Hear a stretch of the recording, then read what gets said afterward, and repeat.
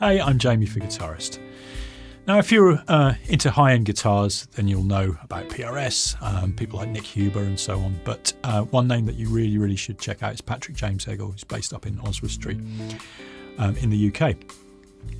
And Patrick went through a sort of period of making high-end acoustic guitars that were very good. Now his company focuses exclusively on really nice electric guitars.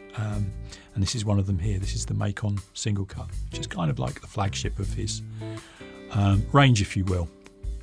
This one has obvious influences, but it's a very special guitar indeed, and there's a few things under the hood that we should check out. So let's look at them now.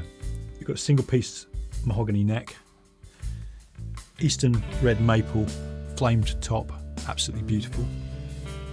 Mahogany body. That's up here at the headstock end, got hip shot classic open back tuners, so I'm just going to show you those. Kind of a weird mixture of vintage and modern there with Ivaroid buttons on them. Oh, and let me just show you one more thing. The way that the heel has been sculpted away to allow access for your hand as you're up in the upper frets is a real work of art on this guitar. It's beautiful. Scale length is 24.62 inches, so Gibson-like, a little bit shorter than some. Jescar medium tall frets. You've got this nice flamed maple binding on the edge there, which is an option on this model. So over to the engine room of the guitar itself, which are the pickups, which have an interesting story behind them as well. These are Cream Tea BFG Whiskerbucker pickups. So these are directly based or cloned, Cream Tea might say, on the famous Pearly Gates Les Paul belonging to Billy Gibbons, pickups in that guitar.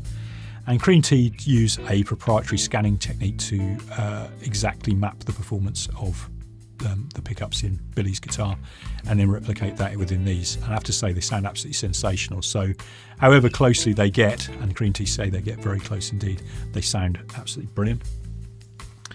You've got the traditional control layout, but there is also a blower switch, which is basically a bypass for the bridge pickup, which just gives you a little bit more output and that kind of raw, unfiltered sound, which can really give you an extra boost in solos. It's not a boost, but you can hear a little jump. And the rest of it is really just about the craft of making guitars in which every single detail has been carefully considered and made beautifully. Like, for example, the truss rod cover here has a little teardrop shape of what could possibly be bog oak, but it's certainly a nice little piece of wood.